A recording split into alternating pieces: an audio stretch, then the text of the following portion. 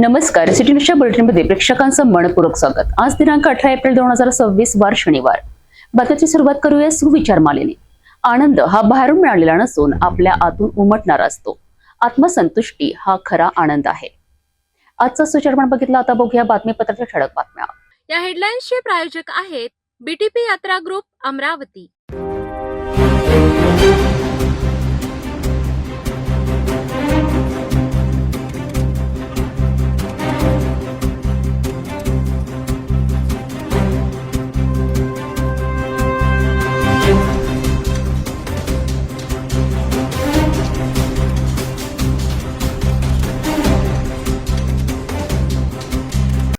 आपण ठळक बातम्या बघितल्या, आता घेऊ छोटासा ब्रेक। शादी और ब्याह की शुरुआत आराधना साड़ी के साथ। Aradhana wholesale shopping mall L2 बीझलँड complex, Nandgaon Peth, Amravati, Jawahar road, Amravati. Break नंतर बघूया सविस्तर बातम्या। परतवाडा व्हायरल व्हिडिओ प्रकरणाने संपूर्ण अमरावती जिल्ह्यात खळबळ उडविली असताना जिल्ह्याचे पालकमंत्री चंद्रशेखर बावनकुळे यांनी थेट पोलीस अधीक्षक कार्यालयात जाऊन या प्रकरणाची सखोल समीक्षा केली। उद्या या प्रकरणाचा मोठा खुलासा होणार असल्याची माहितीही समोर येते आहे। सविस्तर माहितीनुसार परतवाडा प्रकरण हे दिवसेंदिवस गंभीर होत असताना पालकमंत्री चंद्रशेखर बावनकुळे यांनी शनिवारी अमरावतीत पोलीस अधीक्षक कार्यालयाला भेट दिली। या भेटीदरम्यान त्यांनी पोलीस अधीक्षक विशाल आनंद यांच्यासोबत सविस्तर चर्चा केली। प्रकरणाची संपूर्ण पार्श्वभूमी, आतापर्यंत झालेली चौकशी आणि पुढील कार्यवाही याबाबत सखोल आढावा घेण्यात आला। पोलीस तपास अंतिम टप्प्यात असून उद्या पोलीस अधीक्षक पत्रकार परिषदेत संपूर्ण अहवाल सादर करणार आहेत। दरम्यान या प्रकरणात काही राजकीय नेत्यांकडून भडकाऊ वक्तव्य होत असल्याच्या पार्श्वभूमीवर पालकमंत्र्यांनी सर्वांना संयम बाळगण्याचे आवाहन केले आहे। कोणत्याही प्रकारची अफवा किंवा चुकीची माहिती पसरवू नका, वातावरण बिघडवू नका, अशी स्पष्ट सूचना त्यांनी दिली आहे। भाजपच्या काही नेत्यांकडून प्रचारित 180 आणि 350 या आकड्यांबाबत विचारले असता पालकमंत्री मौन बाळगताना दिसले। तसेच या भ्रामक आकड्यांमुळे अमरावती जिल्ह्याची बदनामी झाली का या प्रश्नावरही त्यांनी थेट उत्तर देण्याचे टाळले। सर्व लोकप्रतिनिधींना माझी विनंती आहे, जे असेल ते पोलिसांना दिलं पाहिजे। बदनामी हो गई सर, अमरावती की बदनामी इसलिए हो गई, पूरे देश में नाम 350 का है। आपके नेताओं ने बदनामी की, आपके नेताओं पे आप क्या कार्रवाई कर सकेंगे? आपसे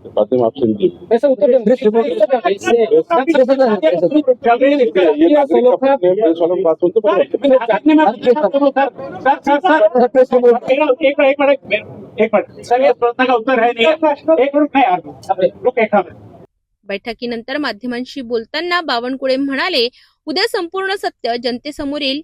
दरम्यान चुकीची माहिती पसरविणाऱ्या नेत्यांवर कारवाई होणार का या प्रश्नालाही त्यांनी स्पष्ट उत्तर दिले नाही। त्यामुळे या प्रकरणात अजूनही अनेक प्रश्न अनुत्तरित असल्याचे दिसून येते आहे। सध्या पोलीस तपास अंतिम टप्प्यात असून उद्याच्या पत्रकार परिषदेकडे संपूर्ण जिल्ह्याचे लक्ष लागले आहे।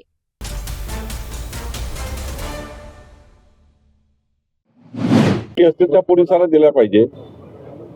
मीडियामध्ये, प्रेसमध्ये एखादी गोष्ट नंतर पोलिसांकडे सांगण्याचं, पोलीस शेवटी प्रेस कॉन्फरन्स घेत असतात, पोलीस अधिकृत माहिती येतात, पण त्यांच्याकडे बोंडे साहेबांकडे किंवा अजून नवनीत राणाकडे किंवा प्यारे खान जे काही स्टेटमेंट करतात आहे, त्यांना माझी विनंती आहे की मीडियाच्या माध्यमातून समाजामध्ये कोणत्याही पद्धतीचं असं वातावरण होणार नाही, पण तुमच्याजवळ जे काही पुरावे आहेत ते सर्व पोलिसांना दिले पाहिजे। जे जे काही भेटतं ते पोलिसांना दिलं पाहिजे आणि पोलिसांना तपास करण्याकरता अधिक बळ दिलं पाहिजे, अधिक माहिती दिली पाहिजे, जेणेकरून जे चौकशी जी SIT आहे ते अजून चांगलं काम करू शकेल। आपण मीडियामध्ये स्टेटमेंट करून पोलिसांच्या चौकशीला भरकवणं नाही किंवा SITला भरकवणे हे काम कोणी करू नये। सर्व लोकप्रतिनिधींना माझी विनंती आहे, जे असेल ते पोलिसांना दिलं पाहिजे।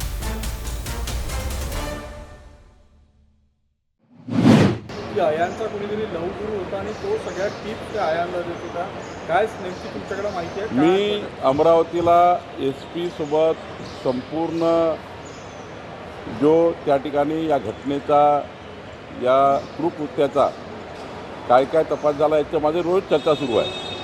पालकमंत्री म्हणून या घटनेला मी रोज बघतो आहे।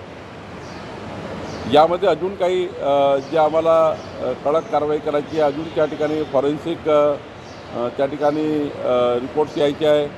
7 मोबाईल जप्त झालेले आहे. अनेक गुन्हेगार हाती लागलेले आहेत.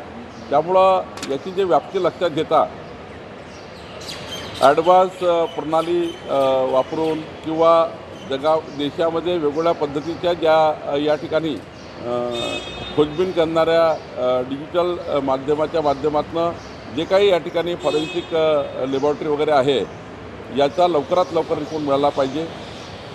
पोलीस यंत्रणा जी आमची काम करते आहेत, अजून त्यांना काही त्या ठिकाणी चौकशीमध्ये काही अजून त्या ठिकाणी गोष्टी लागतील का, किंवा सरकार म्हणून काही त्या ठिकाणी मदत लागतं का.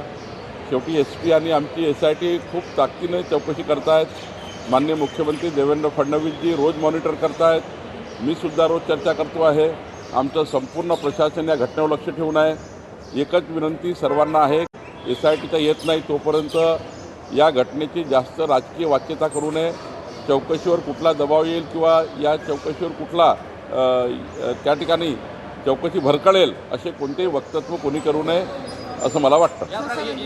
या प्रकरणामध्ये अत्यंत महत्त्वाचा ट्विस्ट असा आहे, अल्पसंख्याक आयोगाचं म्हणणं आहे की फक्त 8 पीडित मुली आहेत ज्या मुस्लिम समाजाच्या आहे. नवनीत राणा, अनिल बोंडे यांनी अतिरेक करत 100-180 मुलींचे नावं या ठिकाणी हे संख्या सांगितली आहे. मूळ संख्या किती आहे पीडितांची? मी वारंवार सांगितलं की जे 7 मोबाईल किंवा जे काही डिजिटल आमचं फॉरेन्सिक ऑडिट होणार आहे आणि 7 मोबाईल पकडल्या गेले आहे, काही लिंक पकडल्या गेल्या आहेत, यावर फॉरेन्सिक तपास झाल्याशिवाय त्यांचा पूर्ण रिपोर्ट आल्याशिवाय मी तरी बोलणं योग्य होणार नाही. शासन म्हणून काम करताना कुणी काय म्हटलं यापेक्षा पोलिसांच्या तपासात काय हे महत्त्वाचं आहे. TCS प्रकरण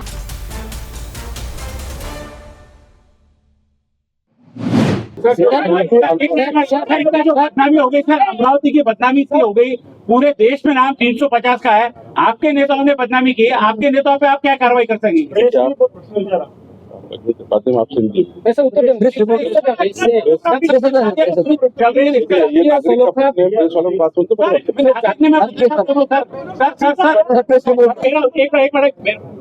सर, ये प्रश्न का उत्तर है नहीं. एक मिनट नहीं, रुक एक मिनट सर. देखिए, महाराष्ट्र में हम लोग बदनामी हुई पूरे देश में, इसके ऊपर आप कार्रवाई करेंगे? मीडिया पर हम पर भी बोल, हमने बताया हमारे पे भी कार्रवाई करेंगे आप, आपके नेताओं पे कार्रवाई करेंगे क्या? रोकेंगे तो आप? अभी अंतिम पुलिस का आने का है, अभी चौकसी के अभी आप पूरे पहलू खुलने के हैं. अब एक आज विक्टिम करके बयान देने आया है. आगे क्या क्या होता है ना आपको मालूम है ना मुझे मालूम है. आप ऐसी बात मत करिए. प्रेस के होने के बावजूद भी मैं आपको बदनामी हमारी, देखिए, हमारे अमरावती की बेटियों की बदनामी हमारा तो बहुत खंत से आगे. सर आपको सही जवाब देना.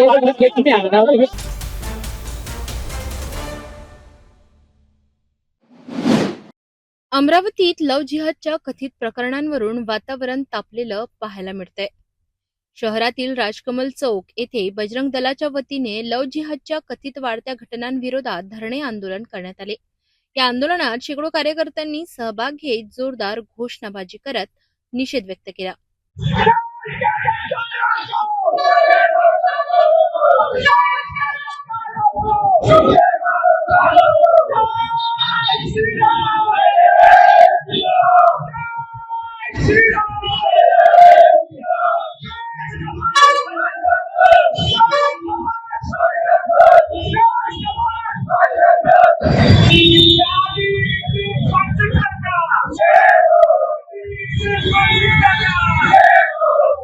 कार्यकर्त्यांनी राष्ट्रपती तसेच जिल्हाधिकाऱ्यांना निवेदन देत नाशिकसह राज्यातील विविध ठिकाणी घडलेल्या घटनांचा उल्लेख केलाय. महिलांवर होणारे अत्याचार, फसवणूक आणि ब्लॅकमेलिंगच्या प्रकरणांबाबत गंभीर चिंता व्यक्त करण्यात आली. या निवेदनात अशा प्रकारच्या घटनांवर तात्काळ आणि कठोर कारवाई करण्याची मागणी करण्यात आली. यावेळी बजरंग दलाचे प्रांत सहसंयोजक बंटी पारवाणी आणि प्रदीप सोळंके यांनी माध्यमांशी बोलताना महिलांच्या सुरक्षिततेसाठी ठोस उपाययोजना करण्याची गरज व्यक्त केली. बजरंग दल विदर्भ प्रांत सहसंयोजक की मुझ पर जवाबदारी है. आज संपूर्ण भारतवर्ष में बजरंग दल की ओर से इसी प्रकार से धरना प्रदर्शन और आंदोलन किए जा रहे हैं और जिला अधिकारी जी को निवेदन देकर महामहिम राष्ट्रपति जी से ये मांग की जा रही है कि आए दिन रोज जो ये नए जिहादों का हमें पता चल रहा है, तो देश में जो विकृत मानसिकता के जिहादी है, इनके खिलाफ कठोर से कठोर कार्रवाई हो। हमने देखा कि अमरावती के परतवाड़ा में किस प्रकार से एक 19 वर्षीय युवा ने किस प्रकार से हमारी युवतियों महिलाओं को फंसाकर 180 महिलाओं को फंसाकर 350 वीडियो, अश्लील वीडियो वायरल किए। उसने उनको ब्लैकमेल किया, उनका लैंगिक शोषण किया। नासिक की कॉर्पोरेट घटना हम देख सकते हैं, हमारे परिसर में ही अकोला में हिंदू महिला को नवजिहाद पे फंसाकर जिंदा जला दिया गया। रोज इस प्रकार की घटनाएं हम देख रहे हैं। पता नहीं किस किस प्रकार के लैंड जिहाद हो, धर्मांतरण जिहाद हो, कॉर्पोरेट जिहाद हो, सोशल मीडिया जिहाद हो, विमर्श जिहाद हो, विवाह जिहाद हो, लव जिहाद हो, ये रोज हम नए जिहादों से अब देश जो है ये त्रस्त हो गया है। और आने वाले समय में कहीं ऐसा ना हो कि संपूर्ण देश का हिंदू एकत्रित होकर रास्ते पर उतरे। इस प्रकार का विषय न होना चाहिए। इसीलिए महामहिम राष्ट्रपति से हमें अपेक्षा है कि वे इस प्रकार की घटनाओं पर विराम लगाएगी, कुछ न कुछ कड़े कायदे इस घटनाओं के खिलाफ बनेंगे। जय श्री राम। विश्व हिंदू परिषद बजरंग दलच्या माध्यमातून आम्ही सर्व हिंदूवादी संघटन या ठिकाणी परतवाडामध्ये झालेल्या या निंदनीय घटनेचा विरोध करण्याकरता व या घटनेबाबत हिंदू समाजाला जागृत करण्याकरता आम्ही या ठिकाणी एकत्र आलेलो आहे। अत्यंत निंदनीय आणि क्रूर ही घटना आपल्या जनमानसाची समोर आलेली आहे। अयान अहमद नावाच्या एका नराधमाने 180 जास्त तरुणींचे अश्लील व्हिडिओ वगैरे बनवून ते सोशल मीडियावर प्रसारित केले। हिंदू समाजाला जागृत करण्याकरता आणि हिंदू तरुणींचे जीवन वाचवण्याकरता बजरंग दल नेहमी सक्षम आहे। त्या बजरंग दलच्या खांद्याला खांदा लावून आम्ही सर्व हिंदूवादी संघटन या त्यांच्या चळवळीत सामील झालो आणि या आरोपीला कडक शासन झाले पाहिजे असे आम्ही विश्व हिंदू परिषद बजरंग दलच्या अध्यक्ष आमचे प्रांतमंत्री बट्टी पारवानी यांनी सांगितले। त्यांच्या अनुषंगाने आम्ही या ठिकाणी सगळे निवेदन देतो की महामहिम राष्ट्रपतीने कडक कायदा बनवून या लव जिहाद सारख्या आणि अन्य सगळ्या जिहादावर कडक शासन करावे या ठिकाणी आम्ही। दरम्यान आंदोलनाच्या पार्श्वभूमीवर कायदा व सुव्यवस्था अबाधित राखण्यासाठी पोलिसांचा मोठा बंदोबस्त तैनात करण्यात आला होता। या आंदोलनानंतर आता प्रशासन यावर काय भूमिका घेणार याकडे सर्वांचे लक्ष लागले आहे।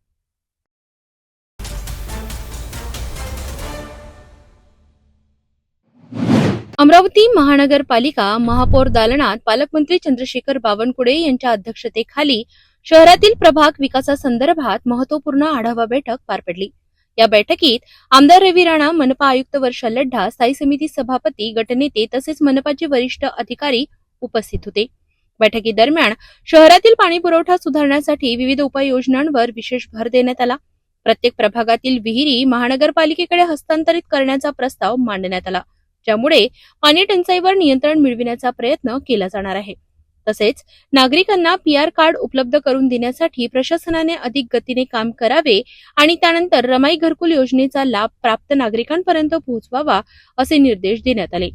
याशिवाय सौर ऊर्जा घर प्रकल्पाबाबत जनजागृती वाढवणे, प्रत्येक प्रभागात विद्यार्थ्यांसाठी अभ्यासिका उभारणे तसेच घनकचरा व्यवस्थापन अधिक प्रभावीपणे राबविण्यावरही भर देण्यात आला।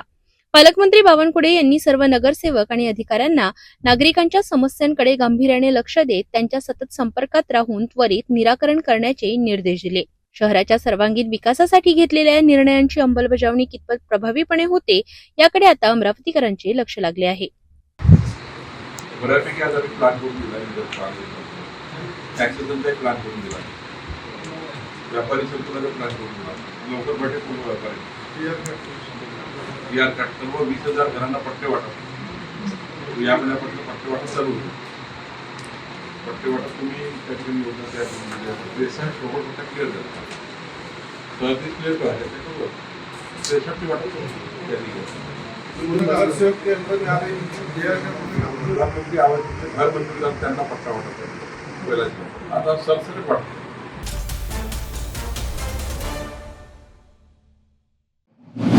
माझं मत असं आहे की मी स्वतः एक मुलगी आहे। हे वयच असं आहे की मुलगा आणि मुलगी अट्रॅक्शनमध्ये, बट आपण कोणत्या मुलासोबत आहे हे आपल्याला माहीत असणं गरजेचं आहे। त्याचनुसार जर कोणत्या मुलासोबत आपण आहे तर एवढं पण फ्री नको की आपले फोटो, प्रायव्हसी किंवा आणखी कोणत्या गोष्टी आपण त्याला सेंड करून राहिलो। पण यात घरच्यांची पण चुकी असते म्हणा, कारण की आपली मुलगी कॉलेजमध्ये जाऊन काय करते हे घरच्यांनी माहीत असणं गरजेचं आहे. त्याचनंतर जेव्हा आपण कोणत्या मुलाशी फ्रेंडशिप करतो त्याचं ॲटलिस्ट थोडं तरी बॅकग्राऊंड आपण चेक करायला पाहिजे की तो कोणता आहे, काय आहे. आणि जे काही आहे समजा घटना त्या खूप जास्त घडून राहिल्या. मी या घटनेसंदर्भात असं म्हणेल की हे जे काही प्रकरण झालेलं आहे त्याबद्दल तीव्र निश्चित व्हायला पाहिजे आणि सर्वांनी या आंदोलनामध्ये सहभागी व्हायला पाहिजे. जो कोणी आरोपी आहे त्याला कडीत शिक्षा व्हायला पाहिजे. माझं फक्त एवढंच मत आहे की एखाद्या मुलाने एखाद्या मुलीसोबत असं करू नये. काय आहे ना, त्याचीसुद्धा बहीण म्हणजे आई, त्यांच्या जर फॅमिलीत असं काही होत असेल त्याला किती वाईट वाटेल. सो मुलांनी असं करू नये. फक्त त्याची म्हणजे ती पण कोणाची मुलगी आहे, कोणाची बहीण आहे, एखाद्या मुलीला असं व्हायरल करू नये आणि अशा एखाद्या मुलीची प्रायव्हसी हे पब्लिक करू. सर, माझं तर मत असं आहे की असे व्हावे नाही आणि माझं तर मत असं आहे की मुलींना पण अशा मुलांसोबत संपर्क ठेवावे नाही आणि अशा प्रकारे म्हणजे कोणाशी संपर्क न ठेवता आपण आपल्या कामात व्यस्त राहावे. शाळा, कॉलेज वगैरे आणि असं घरी पण माहिती असावी की आपण कोणा फ्रेंडसोबत बोलतो, कोणाशी बोलतो, कोणाशी नाही बोलत. अशा प्रकारे जी मुलगी ज्या मुलासोबत जात आहे त्या मुलाला त्या मुलीने व्हिडिओ काढून नाही दिली पाहिजे आणि तिचे पर्सनल जे फोटो वगैरे आहेत ते सेंड नाही केले पाहिजे त्या मुलाला.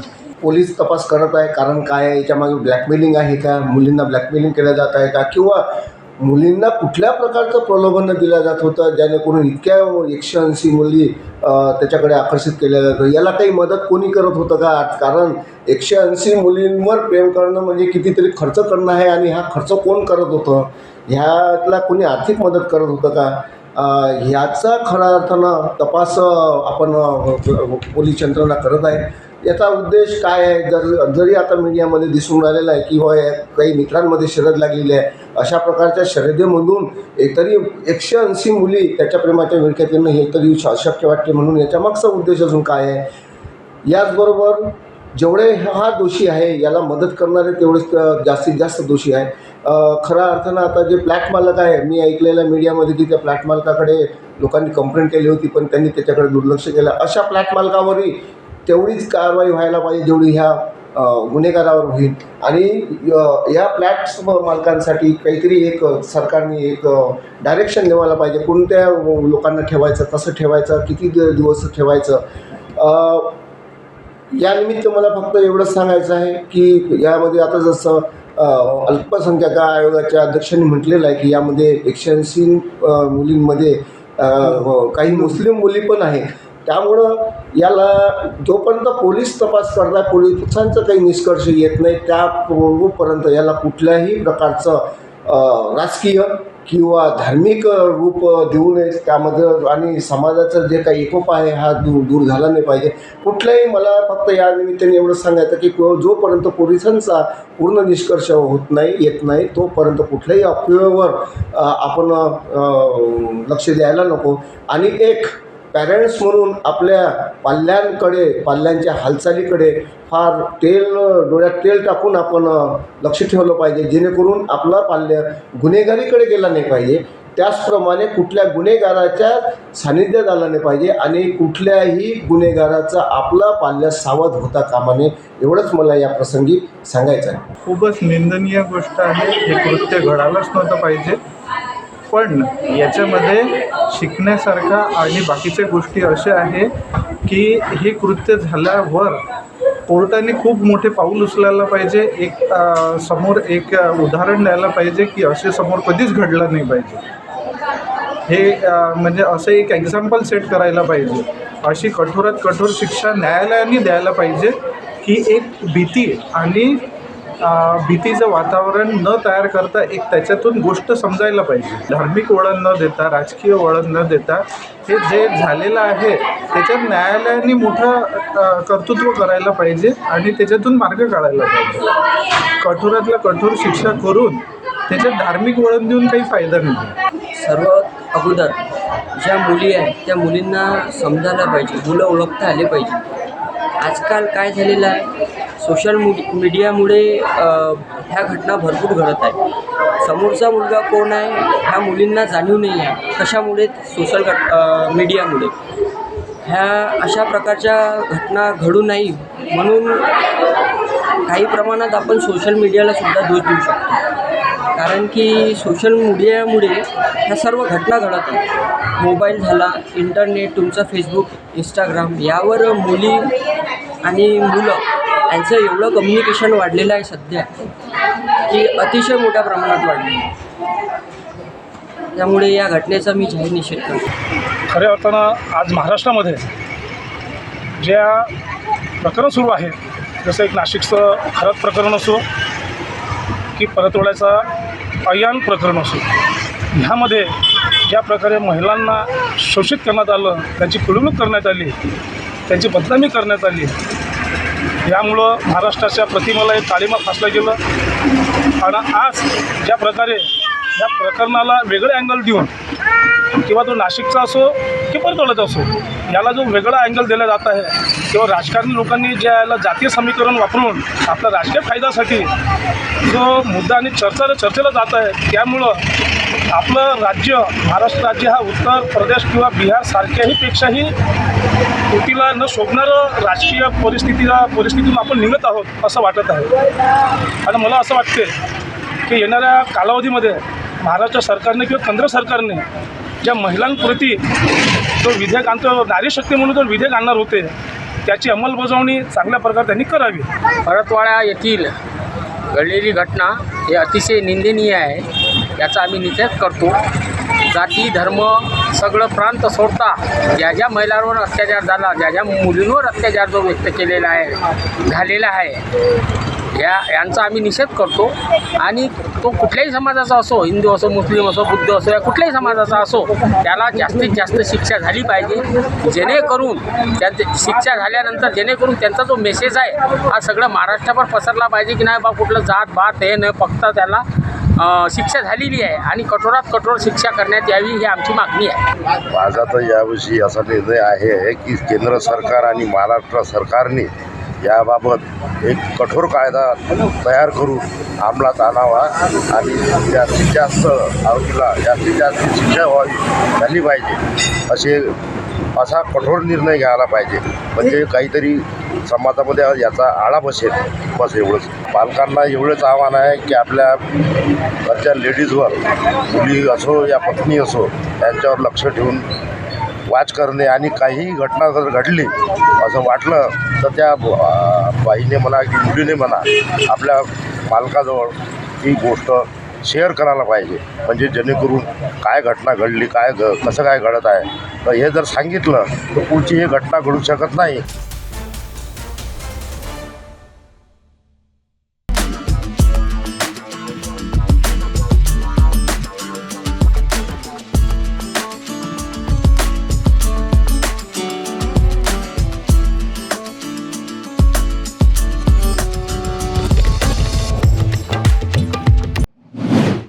नागपूरच्या गणेशपेठ परिसरात प्रेम संबंधातून वाद झाल्यानंतर तरुणीला ब्लॅकमेल करण्याचा धक्कादायक प्रकार समोर आला आहे. सोशल मीडियावर फोटो व्हायरल करण्याची धमकी देत मानसिक छळ केल्याचा आरोप असून पोलिसांनी तत्काळ कारवाई करत आरोपीला अटक केली आहे. भारतीय न्याय संहितेच्या कलम 64, 296, 352 आणि 351 अंतर्गत आरोपी विरुद्ध गुन्हा नोंदविण्यात आला आहे. मिळालेल्या माहितीनुसार पीडित तरुणी आणि आरोपी यांच्यात गेल्या 2 ते 3 वर्षांपासून प्रेम संबंध होते. मात्र काही कारणांमुळे दोघांमध्ये वाद निर्माण झाला. या वादातून आरोपीने पीडितेचे वैयक्तिक फोटो सोशल मीडियावर व्हायरल करण्याची धमकी दिली. यामुळे घाबरलेल्या पीडितेने तात्काळ पोलिसांकडे धाव घेतली. प्रकरणाचे गांभीर्य लक्षात घेऊन पोलिसांनी तत्काळ तपास सुरू करत आरोपीला अटक केली आहे. सध्या या प्रकरणाचा पुढील तपास सुरू असून पोलीस अधिक माहिती गोळा करीत आहेत. त्या गुन्ह्यामध्ये BNS 64, 296, 352, 351 प्रमाणे गुन्हा दाखल झालेला आहे. या गुन्ह्यामध्ये जी पीडित आहे त्या पीडितेचे आणि यातील आरोपी जो आहे त्याचे प्रेम संबंध होते आणि या प्रेम संबंधामधून त्यांच्यामध्ये 2 ते 3 वर्षाच्या नंतर वादविवाद झाला आणि जो आरोपी आहे त्यांनी त्या पीडितेचे फोटो जे आहेत ते फोटो सोशल मीडियावर व्हायरल करण्याची धमकी दिली आणि त्या अनुषंगाने आमच्याकडे हा गुन्हा दाखल करण्यात आलेला आहे आणि या गुन्ह्यातील आरोपी जो आहे त्यांना आम्ही अटक केलेली आहे आणि पुढची कारवाई आणि तपास चालू आहे. प्रेम संबंधातून निर्माण झालेल्या वादातून अशा प्रकारचे गुन्हे वाढताना दिसत आहेत. नागरिकांनी सोशल मीडियाचा वापर करताना सतर्क राहण्याचे आवाहन पोलिसांनी केले आहे.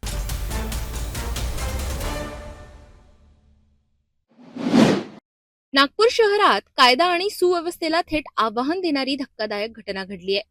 कळमना पोलीस ठाण्याचे PSI सचिन वाकलेकर यांच्यावर जीवघेणा हल्ला करण्यात आला आणि तेही गस्तीवर असताना. सविस्तर माहितीनुसार कळमना पोलीस ठाण्याचे PSI सचिन वाकलेकर हे नियमित गस्तीवर असताना त्यांना संशयास्पद हालचाल करणारी एक दुचाकी दिसली. पोलिसांनी तात्काळ कारवाई करत त्या दुचाकी स्वाराचा पाठलाग केला आणि त्याला पकडण्यात यश मिळवलं. मात्र इथून पुढे घडलेली घटना अंगावर काटा आणणारी आहे. पकडलेल्या आरोपीला सोडविण्यासाठीच त्याचे 2 साथीदार घटनास्थळी पोहोचले आणि त्यांनी थेट पोलीस अधिकाऱ्यावरच हल्ला चढवला. चाकूने वार करत PSI वाकलेकर यांना गंभीर जखमी केलं. हल्लेखोरांनी इथेच थांबून न राहता वाकलेकर यांची बुलेट मोटरसायकलही लुटून फरार झाले.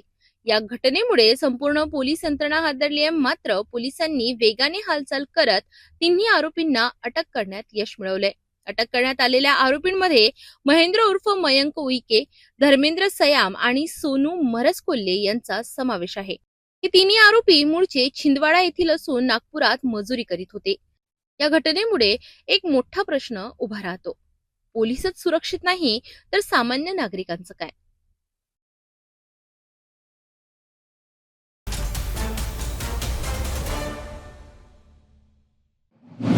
नागपूरच्या बजाजनगर पोलीस ठाण्याच्या हद्दीत एक गंभीर घटना घडली आहे. मिळालेल्या माहितीनुसार मृत महिला रेश्मा शशिकांत रेवतकर वय वर्ष 51 या आपल्या पतीपासून 2019 साली घटस्फोट घेतल्यानंतर तात्या टोपेनगर येथील सुरेश अपार्टमेंटमध्ये राहत होत्या. त्या त्यांच्या मित्र शशांक ज्ञानेश्वर गजबिये याच्यासोबत राहत होत्या. मात्र आरोपी शशांक गजबिये हा महिलेच्या चारित्र्यावर संशय घेऊन तिला सतत मानसिक आणि शारीरिक त्रास देत होता. वारंवार मारहाण करून तिच्यावर अत्याचार करीत असल्याची माहिती समोर आली आहे. 9 एप्रिल रोजी आरोपीने महिलेवर मारहाण केल्याचे समोर आले. या सततच्या त्रासाला कंटाळून महिलेने 10 एप्रिल रोजी रात्री आपल्या राहत्या इमारतीच्या दुसऱ्या माळ्यावरून उडी घेत आत्महत्या केली. या घटनेनंतर बजाजनगर पोलिसांनी अकस्मात मृत्यूची नोंद घेतली होती. मात्र पुढील चौकशीत आणि फिर्यादीच्या तक्रारीनंतर आरोपी शशांक गजबिये याच्या विरोधात आत्महत्येस प्रवृत्त केल्याप्रकरणी कलम 108 भारतीय न्याय संहितेअंतर्गत गुन्हा दाखल करण्यात आलाय. सध्या या प्रकरणाचा अधिक तपास बजाजनगर पोलीस करीत आहेत. यामध्ये एक रेश्मा रेवतकर नावाची महिला आहे. ती महिलेने दिनांक 10/4/2026 ला रात्री 1:30 ते 2च्या सुमारास त्याच्या सोसायटीच्या बिल्डिंगवरून उडी मारून आत्महत्या केली. त्या संदर्भात त्याच वेळी आमची पोलीस तिथं पोहोचले होते. पोलिसांनी पोहोचून तिला हॉस्पिटलला नेले, परंतु उपचारादरम्यान तिचा मृत्यू झालेला. मग त्यानंतर आम्ही त्या प्रकरणात मर्ग दाखल केला. मर्ग दाखल केल्यानंतर चौकशी अंती याच्यामध्ये काल दिनांक 17/4/2026 ला अपक्रमांक 177/26 कलम 108 प्रमाणे ती जिच्यासोबत राहत होती तिचा नवरा शशांक गजबिये, जे तो शशांक सांगत आहे की मी 2-3 महिन्यापहिले तिच्यासोबत लग्न केलेलं आहे आणि परंतु लग्नाचा त्याच्याकडे असा कोणताही पुरावा आम्हाला त्याने दिला नाही, परंतु तो त्याच्यासोबत मागील 2 वर्षासोबत राहत होता. त्याच्याविरुद्ध गुन्हा दाखल करण्यात आलेला आहे आणि पुढील तपास WFI गिरे मॅडम करत आहे. आरोपीला अटक करण्यात आली.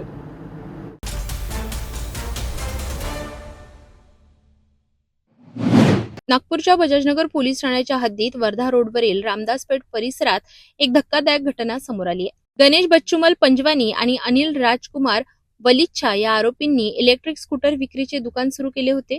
फिर्यादी भोलेशंकर कस्तुरी हे स्कूटर खरेदीसाठी दुकानात गेले असता आरोपींनी विद्यार्थ्याच्या नावावर स्कूटर घेतल्यास स्वस्त दरात मिळेल असे सांगून त्यांना आमिष दाखवले. या ऑफरवर विश्वास ठेवून फिर्यादीसह त्याचे नातेवाईक आणि इतर ग्राहक असे एकूण 22 जणांनी स्कूटर बुकिंगसाठी पैसे जमा केले.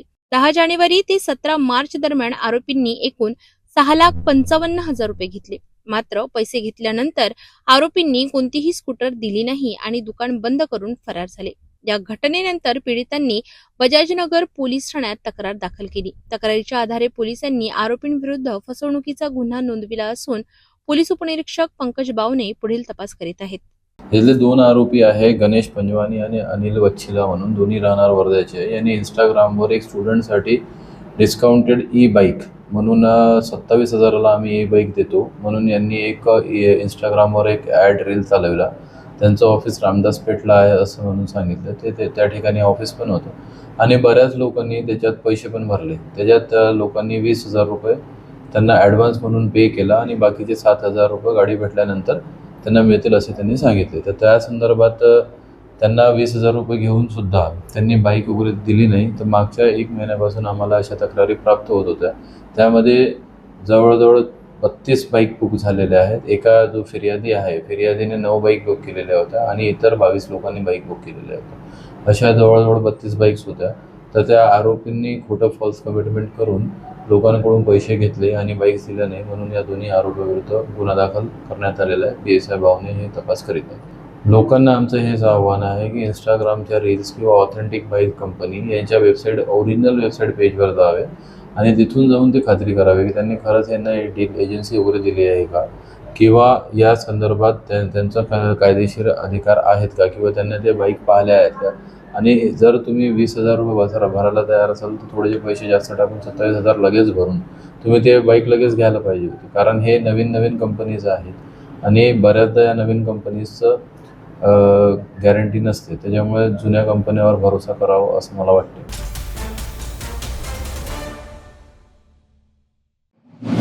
नागपूरच्या यशोधरानगर पोलीस ठाण्याच्या हद्दीत राहणाऱ्या 42 वर्षीय महिलेने आपल्या अल्पवयीन मुलीबाबत तक्रार दाखल केली.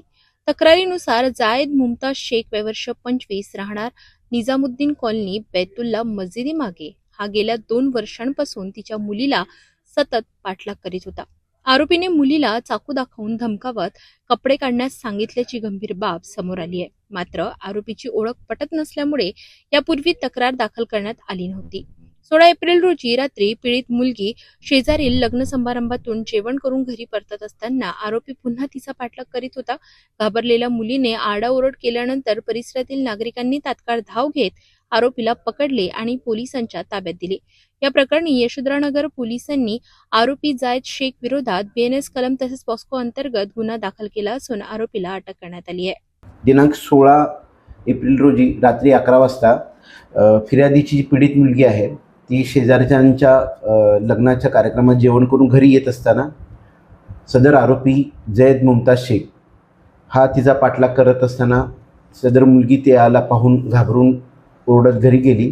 तेव्हा तिच्या आरडाओरडाने तिच्या घराजवळ राहणाऱ्या लोकांनी आरोपी जैद शेख याला पकडून ताब्यात ठेवले होते व त्याला पोलिसांच्या ताब्यात दिले होते. सदर प्रकरणात 42 वर्षीय फिर्यादी यांनी दिलेल्या तक्रारीवरून आरोपी जैद शेख याच्याविरुद्ध BNS कलम 74, 75, 78(1) व पोक्सो 8(12) प्रमाणे गुन्हा नोंद करण्यात आलेला आहे. आरोपीला अटक करून गुन्ह्याचा पुढील तपास सुरू आहे.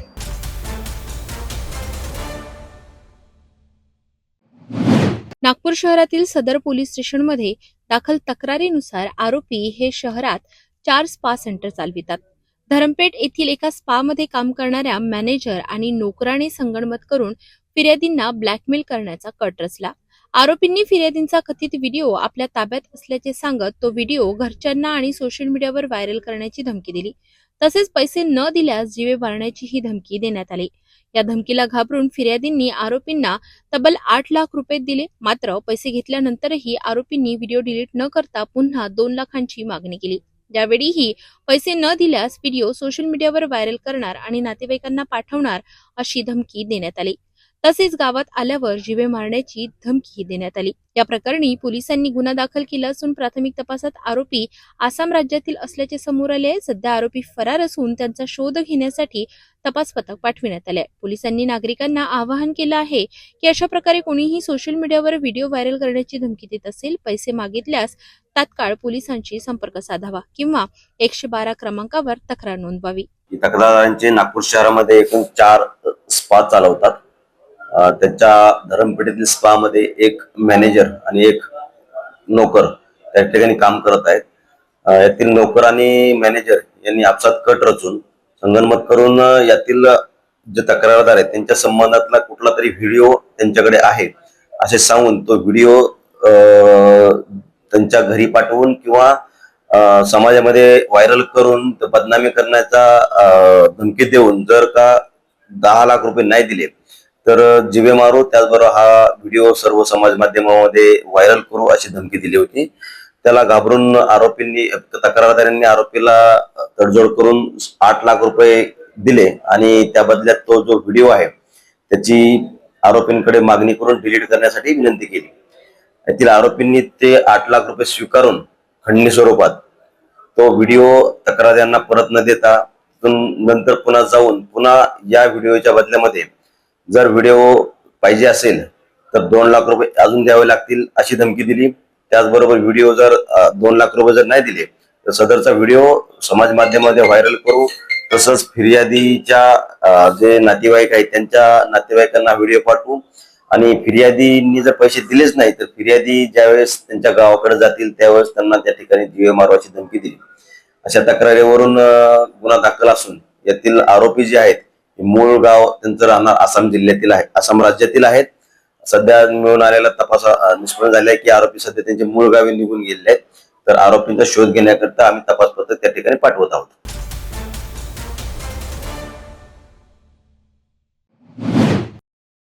आज मी हे 2 पानी मागणी पत्र महाराष्ट्राचे महामहिम राज्यपाल यांना माझ्या वतीने व राज्यातील जनतेच्या वतीने पाठवले आहे. या मागणी पत्राचा आशय असा आहे, राज्यामध्ये स्वतःहून बलात्कार करून घेणाऱ्याची नावे, फोटो व असल्यास व्हिडिओ चित्रीकरण जाहीर करावे व यांच्यावर पोलीस कारवाई करावी. राज्यामध्ये 2 प्रकारचे बलात्कार आहेत. एक स्वतःहून करून घेतलेला बलात्कार व दुसरा जबरदस्ती केलेला बलात्कार. जबरदस्ती केलेल्या बलात्कारात ज्यांच्यावर बलात्कार झाला यांची नावे गुपित ठेवणे हे समाजासाठी खूप चांगले आहे. परंतु ज्यांनी स्वार्थासाठी, मग पैशाच्या स्वार्थासाठी, आपले शारीरिक सुख भोगवण्याच्या स्वार्थासाठी किंवा इतर आमिषासाठी स्वतःहून जर बलात्कार करून घेतला तर अशांची नावे, फोटो व असल्यास व्हिडिओ चित्रीकरण हे समाजासमोर आणून यांच्यावर पोलीस कारवाई करावी. स्वतःहून करून घेतलेल्या बलात्कारामुळे व हे बलात्कार जनतेसमोर न आल्यामुळे, महाराष्ट्रासमोर न आल्यामुळे ह्या महिला अनेक प्रकारे अनेक ठिकाणी जातात. त्यामुळे हे जे बंधू बाबा, साधू, संत, महात्मे व लॉजिंगवर नेणारी बडे बडे व्यक्ती यांना हे फावते. तर अशा प्रकरणामध्ये माननीय राज्यपाल महोदयांनी राज्याला निर्देश द्यावे की स्वतःहून बलात्कार करून घेणाऱ्या महिलांची नावे समाजासमोर आणावीत, त्यांचे फोटो असल्यास चित्रीकरण हे जाहीर करावे व यांच्यावर पोलीस केसेस करावे, केलेली कारवाई कळवावी.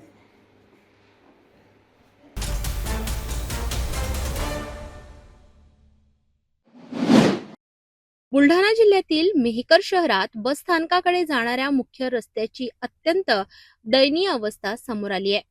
या रस्त्यांवर ठिकठिकाणी मोठमोठे खड्डे पडले असून रस्ता पूर्णपणे उखडलेला दिसतोय. या पार्श्वभूमीवर यशवंत सेनेचे बुलढाणा संपर्क प्रमुख गजानन बोरकर यांनी प्रशासनाचे लक्ष वेधण्यासाठी अनोख्या पद्धतीने आंदोलन छेडले.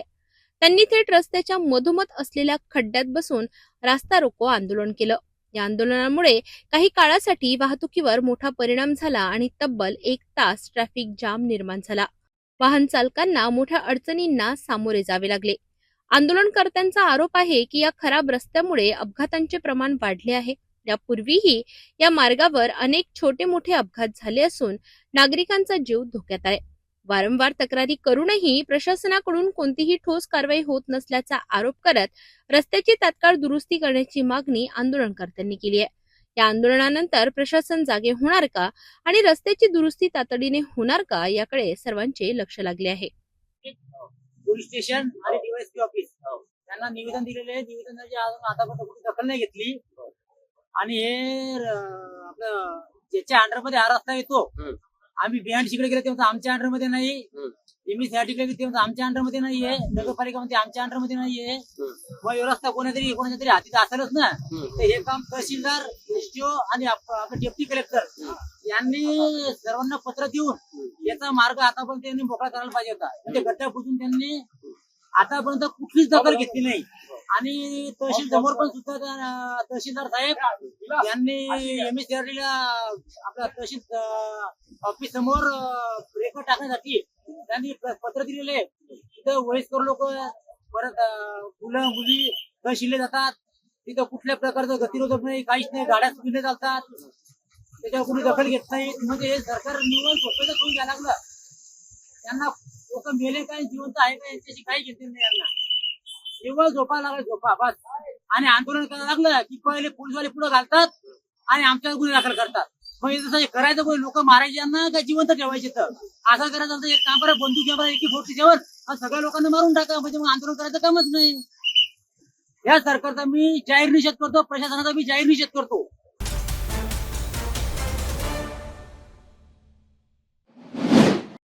कामरगाव तालुका कारंजा जिल्हा वाशिम येथे नाफेड खरेदी केंद्रावर सध्या गंभीर गैरप्रकार सुरू असल्याचा आरोप शेतकऱ्यांकडून करण्यात आलाय. शासनाने खरेदीची वेळ सकाळी 10 ते निश्चित केली असताना केंद्रावर पहाटे 5 ते 10 या वेळेतच व्यापाऱ्यांचा माल मोजला जात असल्याचे उघड झाले आहे. यासाठी प्रति क्विंटल 200 ते 250 रुपयांची अवैध वसुली केली जात असल्याचा आरोप आहे. दरम्यान शनिवारी सकाळी शेतकरी राजेश दिगडे आणि इतर शेतकरी केंद्रावर पोहोचले असता हा प्रकार प्रत्यक्ष पाहायला मिळाला.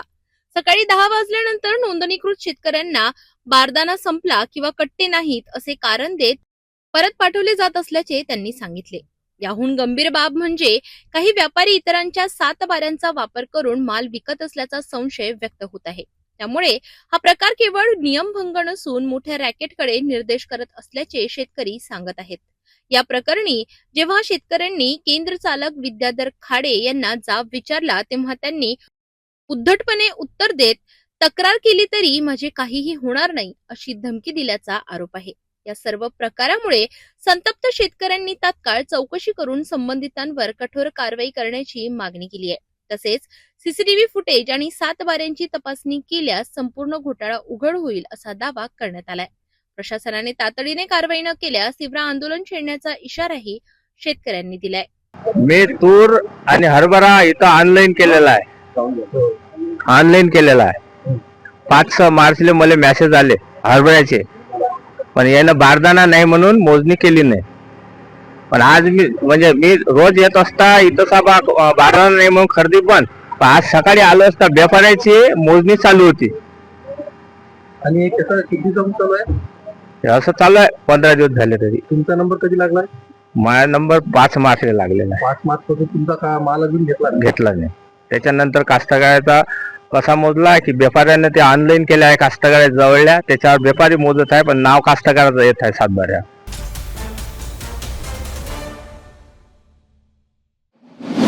छत्रपती संभाजीनगर जिल्ह्यातील खुलताबाद तालुक्यातील नंद्राबाद येथील गट क्रमांक 58 मध्ये धोकादायक परिस्थिती निर्माण झाली आहे.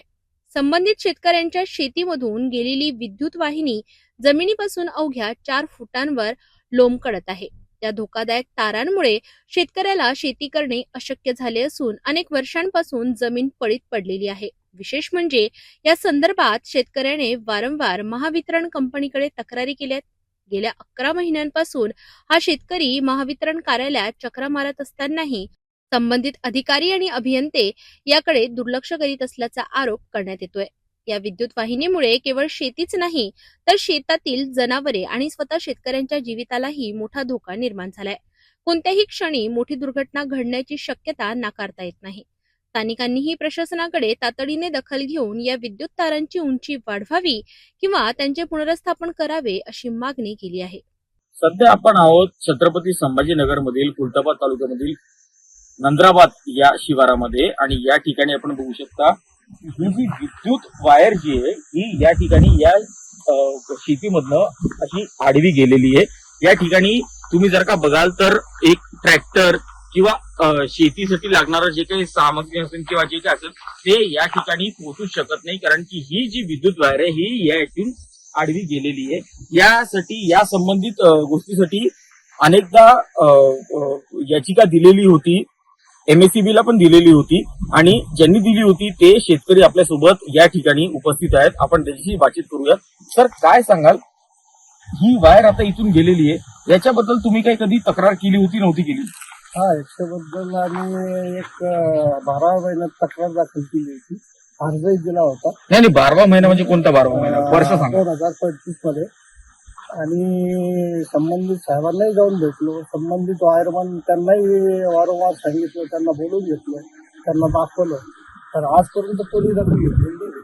आणि माझं हे सगळं पडीत पडलेलं आहे. जवळपास वर्षभरापासून माझं विषय ते पडीत पडले. आज म्हणजे अजूनही त्यांना जाऊन भेटलं तर ते उडवडीचेच उत्तर देतात, मग तुम्हाला खर्च करावा लागेल तुम्हाला.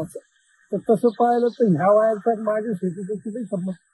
कनेक्शन दिलेलं आहे दुसऱ्याला आणि वायर लटकलेली माझ्या शेतात, त्याच्यामुळे माझं आर्थिक नुकसानही होते. शेती करता येत नाही, ट्रॅक्टर नांगरता येत नाही, शेती पीक घेता येत नाही, बैलगाडी सुद्धा जाऊ शकत नाही याच्यातनं. माणसाच्या हाताला लागेल ते आता बघून घ्या तुम्ही. नक्कीच, जसं की आपण बघितलं की बळीराजा, एक बळीराजा असा व्यक्ती असतो जो आपल्याला वारंवार पीक पुरवतो किंवा जे अन्न असेल किंवा धान्य असेल ते आपल्याला बळीराजा पुरवतो. आणि त्याच बळीराजा शेतामधनं ही विद्युत वायर गेलेली आहे. आणि या विद्युत वायरच्या मुळे ना इथे शेती होऊ शकते, ना इथे पीक होऊ शकतं, ना काही होऊ शकतं. आणि वारंवार तक्रार दिल्यानंतर सुद्धा याच्यावरती काही कारवाई होत नाही. याच्यावरती बरं, ही विद्युत वायर एवढ्या हाय व्होल्टेजची आहे की जर का याला चुकून जर का कोणी हात लावला त्याच्यामध्ये जीवितहानी सुद्धा होऊ शकते. याच्यामध्ये काहीच आपण हे नाही बोलू शकत. पण मग जर का आपण बघितलं की ही विद्युत वायर इतक्या खालच्या लेवलवरती आलेली आहे की इथे जर का याला नुसतं हात सुद्धा लावलं तर माणूस मरू शकतो. पण एवढं असताना सुद्धा वारंवार जर का विद्युत विभागाकडे वारंवार कंप्लेंट केल्यानंतर पण जर का होत नाही. आता यांच्याकडे कंप्लेंटची कॉपी आहे. सर तुम्ही कंप्लेंटची कॉपी दाखवा. हे बघा, ही कंप्लेंटची कॉपी आहे. ही दिनांक 5/12/2025 ला हे केलेलं होतं, म्हणजे मागच्या वर्षी. आता काही नाही तरी म्हटलं तरी 11 महिने होत आले, पण याच्यावरती अजूनही काही उपाययोजना केलेली गेलेली नाहीये. आता बळीराजांनी किंवा शेतकऱ्यांनी किंवा यांनी आपलं पीक कसं बनवावं. आता ही बघू शकता तुम्ही, या ठिकाणी ही जमीन या विद्युत वायरमुळे पूर्ण बंजर पडलेली आहे. याच्यामुळे काही करता येत नाहीये. त्याच्या शेतकऱ्याला कोणतंही पीक जे आहे ते लावता येत नाहीये. आणि याच्यावरती मग आता कारवाई कोण करणार, याच्यावरती जबाबदार कोण आहे, बळीराजाचं कसं तुम्ही हे करा, त्याच्यावरती एक मोठा प्रश्न उपस्थित होतोय. आता ही जी विद्युत वायर आपण बघतोय, जर का ही चुकून जर का या फेन्सिंगला लागली, या फेन्सिंगला कोणी हात लावणारा जर का कोणी व्यक्ती असेल किंवा कोणतं पशु प्राणी असेल, त्यांचा जीव धोक्यात आहे. धोक्यात अर्थात जेवढ्या हाय टेन्शनची वायर असल्यावरती जर का या गोष्टी जर का याला टच झाले समजा चुकून जर का या फेन्सिंगला, तर त्यांच्या जीवाला खरंच धोका आहे. आणि वारंवार तक्रार देऊन सुद्धा जर का शेतकऱ्याचं जर का मागणी जी आहे किंवा शेतकऱ्याची ही जी मागणी आहे ही विद्युत वायरची जर का ती पूर्ण होत नसेल, तर मग त्याच्यामध्ये कोणाची जीवितहानी झाली तर मग त्या जीवितहानीला जबाबदार कोण असणार, याचा सगळ्यात मोठा प्रश्न उपस्थित या ठिकाणी होतो. सहकारी राजेश थोरात सोबत धवल घोलप, सिटी न्यूज, छत्रपती संभाजीनगर.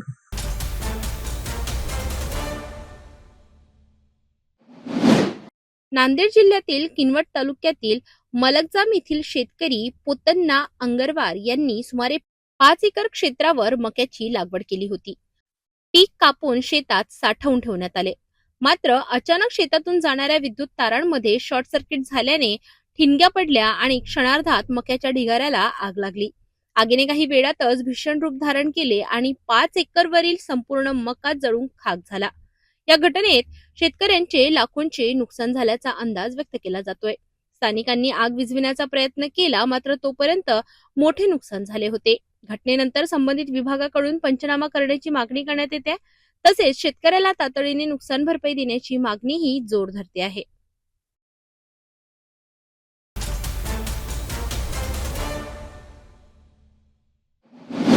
नांदेड जिल्ह्यातील किनवट तालुक्यातील मोठी ग्रामपंचायत असलेल्या इस्लामपूरमध्ये पाणी टंचाईचा प्रश्न दिवसेंदिवस गंभीर होत चाललाय. इस्लामपूर ग्रामपंचायत अंतर्गत येणाऱ्या साठेनगर परिसरात मागील 2 महिन्यांपासून पाण्याची तीव्र टंचाई निर्माण झाली आहे. नागरिकांना पिण्याच्या पाण्यासाठी मोठ्या अडचणींचा सामना करावा लागतोय. दररोज हंडाभर पाण्यासाठी महिलांना लांब अंतर चालत जावं लागत आहे. अनेक वेळा ग्रामपंचायतीकडे तक्रारी करूनही प्रशासनाने कोणतीही ठोस उपाययोजना केली नाही, असा आरोप स्थानिकांनी केलाय. याच संतापातून अखेर महिलांनी आक्रमक पवित्रा घेत इस्लामपूर ग्रामपंचायतीच्या कार्यालयाला टाळं ठोकलं. पाणी द्या नाहीतर आंदोलन तीव्र करू असा इशाराही त्यांनी दिलाय. या घटनेमुळे प्रशासनाची झोप उडाली असून आता तरी या भागातील पाणी टंचाई दूर होणार का असा प्रश्न नागरिक विचारित आहेत. 2-2.5 महिने झाला आमच्याकडे पाणी नाही आहे. आमच्याकडे पाणी नाही. आम्ही पाणी विकत पाणी घ्यायला लागले तरी आम्हाला पैसा बी नाही विकत घ्यायला. काम नाही धंदे नाही. कशाने घ्या पाणी आम्ही? अर्ध्या गल्लीला पाणी आहे. आमच्या गल्लीला बरीच गल्ली आहे टाकून दिले त्याच ठिकाणी.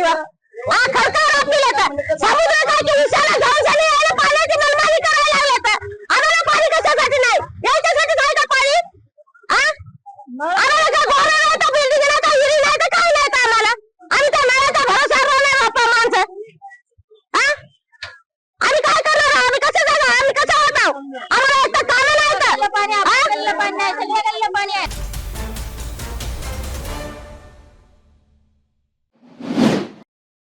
राजकारणातील अत्यंत महत्वाची बातमी, ज्यामध्ये महिला आरक्षण घटना दुरुस्ती विधेयकाला लोकसभेत मोठा धक्का बसलाय. मतविभाजनात सरकारकडे आवश्यक 2/3 बहुमत नसल्यामुळे हे विधेयक लोकसभेत नामंजूर झालं. 298 मतं बाजूने तर 230 मतं विरोधात. यासोबतच केंद्र सरकारने आणलेली आणखी 2 विधेयकही मागे घेण्याचा निर्णय घेण्यात आला. महिला आरक्षणावरून आता सत्ताधारी आणि विरोधक आमने सामने आले आहेत. लोकसभेत केंद्र सरकारकडून सादर करण्यात आलेल्या संविधान 131व्या दुरुस्ती विधेयकाला अपेक्षित बहुमत मिळालं नाही. पंतप्रधान नरेंद्र मोदी यांच्या नेतृत्वाखालील सरकारने महिला आरक्षणासह 3 महत्वाची विधेयकं सादर केली होती. या विधेयकावर चर्चा करताना गृहमंत्री अमित शहा यांनी सरकारची बाजू मांडली, तर विरोधी पक्षाकडून राहुल गांधी, प्रियंका गांधी, अखिलेश यादव यांच्यासह अनेक नेत्यांनी जोरदार विरोध केला. घटना दुरुस्ती विधेयक मंजूर होण्यासाठी लोकसभेतील उपस्थिती सदस्यांच्या 2/3 मतांची आवश्यकता आहे. शुक्रवारी झालेल्या या मतदानात एकूण 528 खासदारांनी सहभाग घेतला. त्यातील 298 मतं विधेयकाच्या बाजूने तर 230 मतं विरोधात पडली. मात्र आवश्यक असलेली 352 मतांची संख्या न मिळाल्याने हे विधेयक नामंजूर झालं. प्रश्न ये था कि भारत के संविधान का और संशोधन करने वाले विधेयक पर विचार किए जाए. शुद्धि के अद्य दिन मत विभाजन इस प्रकार है. हाँ 298 298, ना 230 230. प्रस्ताव संविधान के अनुच्छेद 368 के उपबंधों के अनुसार सभा की कुल सदस्य संख्या के बहुमत द्वारा तथा सभा के उपस्थित और मत देने वाले सदस्यों के कम से कम 2/3 बहुमत द्वारा पारित नहीं हुआ. लोकसभा अध्यक्ष ओम बिर्ला यांनी विधेयक फेटाळण्यात आल्याची घोषणा केली. यानंतर संसदीय कामकाज मंत्री किरण रिजिजू यांनी उर्वरित 2 विधेयक पुढे न नेण्याचा निर्णय जाहीर केला. आगे 2 शेष जो बिल्स है उसको आगे नहीं बढ़ाने का मैं अनुरोध करता हूं. दरम्यान सरकारचा प्रस्ताव होता की 2029 पासून महिला आरक्षण लागू करताना लोकसभेच्या जागा 543 वरून वाढवून 850 करण्यात याव्यात. यामध्ये मतदारसंघ पुनर्रचना म्हणजे सीमांकन विधेयकाचा समावेश होता. याच मुद्द्यावर विरोधकांनी आक्षेप घेतला. प्रियंका गांधी यांनी स्पष्ट केलं की महिला आरक्षण लागू करायचं असेल तर सध्याच्या 543 जागांमध्येच ते लागू करावं. विधेयक नामंजूर झाल्यानंतर सत्ताधारी पक्षांकडून विरोधकांवर जोरदार टीका करण्यात आली. ये हमारी हार नहीं हुई, ये देश की आधी आबादी की हार है और इन लोगों ने अपनी अहम की वजह से महिलाओं का साथ छोड़ दिया. बहुत दुख की बात है. हमारी तरफ से बहुत कुछ इन्हें समझाया गया था, सारे तर्क वितर्क इनके साथ हमारे हुए, लेकिन ऐसी स्थिति में इन्होंने आधी आबादी को जो अधिकार देना था, उनका अधिकार है संसद में आना. आज हम जानते हैं 13.6% सांसद महिला संसद के अंदर बैठती हैं. बड़े दुख की बात है. और जब समय आया था हमें लगा यही समय है, सही समय है, उस समय इन लोगों ने हमारा साथ छोड़ दिया. मुझे लगता है देश की आधी जनता इन्हें कभी माफ नहीं करेगी। महाराष्ट्राचे मुख्यमंत्री देवेंद्र फडणवीस यांनी ही घटना लाजिरवाणी असल्याचं म्हटलं। महिला आरक्षण विधेयक, इसको विरोध करना मैं ऐसा मानता हूं एक प्रकार से पाप है। इस देश के अंदर लोकतंत्र में महिलाओं की भागीदारी बढ़ाने के लिए प्रधानमंत्री जी ने जो कदम उठाया है उसको विरोध करने वाले ये तमाम लोग भाषणों में महिलाओं की बात करते हैं और इस विधेयक को विरोध करते हैं, ये सारे के सारे महिला विरोधी लोग हैं। आता या मुद्द्यावरून देशभरात राजकीय वातावरण तापण्याची शक्यता आहे।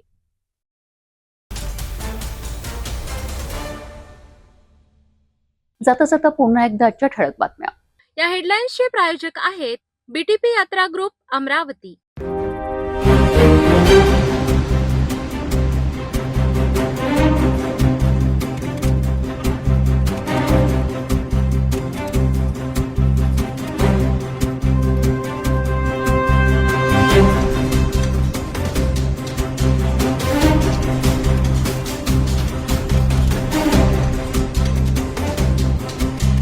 आपण आता सिटी न्यूज चॅनल आपल्या टीव्हीवरही बघू शकता।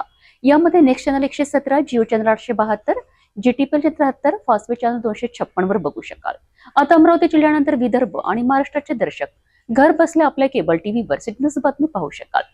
यामध्ये Chhatrapati Sambhajinagar NST setup box number 14, Yavatmal setup box number 12, Washim setup box number 26, Nanded setup box number 17, Mahur setup box number 7, Akola लालसे सेटअप बॉक्स नंबर 899। लवकरच आम्ही आपल्यापर्यंत पोहोचणार आहोत। जर आपल्या टीव्हीवर सिटी न्यूज चॅनल दिसत नसेल तर आपण आपल्या केबल ऑपरेटर संपर्क करावा। आपण सिटी न्यूज केबलच्या व्यतिरिक्त युट्यूब, फेसबुक, इंस्टाग्राम आणि ट्विटरवर बघू शकता। याकरिता सोशल मीडिया अकाउंट सबस्क्राईब करा, फॉलो करा, लाईक करा। युट्यूब अकाउंट सबस्क्राईब करण्याकरिता सबस्क्राईब बटनाला क्लिक करा आणि बेल आयकॉन दाबायला विसरू नका, कारण सर्वाधिक समाचार आपल्यापर्यंत पोहोचणार आहेत। तसेच सिटीचे फेसबुक पेज लाईक करा, इंस्टाग्राम आणि ट्विटर हँडल फॉलो करा। आपण व्हॉट्सअपवर सुद्धा सूचना देऊन न्यूज प्राप्त करू शकता। व्हॉट्सअप नंबर स्क्रीनवर येत आहे। हे बातमीपत्र एवढ्यावरच थांबूया। पुन्हा भेटू नवीन घडामोडींसोबत। आपण बघत राहा फक्त सिटी न्यूज। हर खबर पर पैनी नजर, हर मुद्दे पर सटीक वार, यही है सिटी न्यूज की पहचान। जहाँ सच्चाई की आवाज दबाई जाती है वहाँ सिटी न्यूज उठाता है सवाल। हर स्क्रीन पर, हर प्लेटफॉर्म पर हमारी मौजूदगी बोलती है। सिटी न्यूज हमेशा सच के साथ।